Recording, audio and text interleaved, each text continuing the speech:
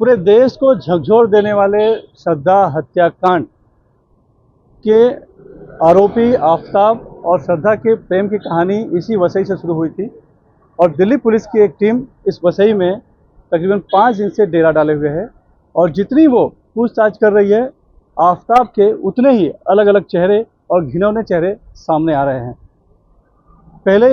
ये पता चला जब इस घर में वो रहा करता था, उसके मकान मालकिन का जब बयान लिया गया तो उसने बताया कि आफताब जो है श्रद्धा की पिटाई किया करता था, दोनों में आपस में झगड़े हुए करते थे। बाद में उस गॉडविन नाम के शख्स का बयान हुआ जिससे पता चला कि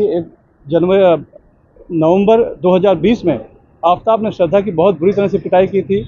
फिर मामला पुलिस थाने तक भी गया था, उन्होंने एनसी भी दर्ज हुई थी, लेकिन आफताब ने ये बताया कि अगर श्रद्धा वापस नहीं आएगी तो वो खुदकुशी कर लेगा और आफताब के माता पिता ने भी श्रद्धा पे जोर डाला, लिहाजा वो फिर से रहने चली गई।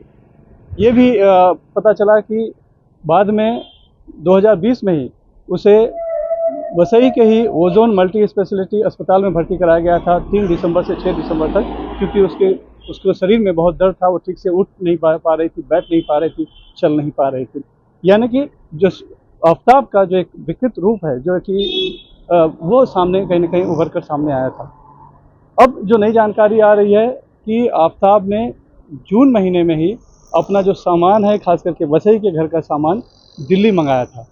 जिसके बारे में जो मीरा रोड के जो गुडलक पैकर्स एंड मूवर्स है उसका भी बयान हो चुका है और गोविंद यादव ने उस बात की पुष्टि भी की है। लगभग 37 सामान भेजे गए थे। तो अब दिल्ली पुलिस इस बात की भी जांच कर रही है कि क्या सामान मंगाना वसई से दिल्ली उसके एक साजिश का हिस्सा तो नहीं था, क्योंकि जो हत्या हुई थी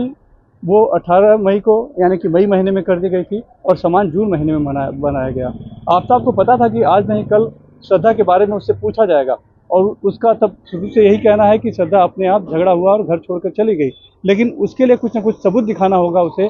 तो क्या उसने इस साजिश के तहत सामान मंगाया कि वो बता सके कि देखो श्रद्धा यहाँ थी, तब तक उसके भी सामान थे, लेकिन जब वो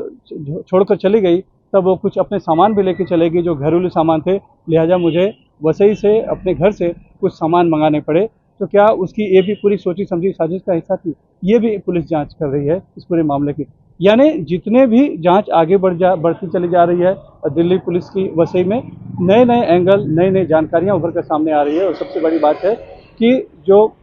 आफताब है इस पूरे मामले में आरोपी, जिसने कि अपने ही प्यार का कत्ल किया और उसके शव के 35 टुकड़े करके जंगलों में फेंक दिया, जिसके टुकड़ों की तलाश अभी भी वहां पर दिल्ली पुलिस कर रही है और यहाँ पर उसका नए नए चेहरे उजागर हो रहे हैं। एक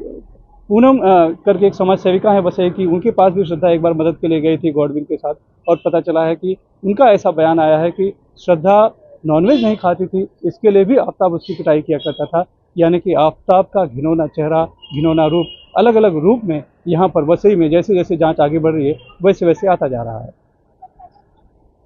वसई से कैमरामैन अशोक माड़ी सा सुनील सिंह, NDTV इंडिया के लिए।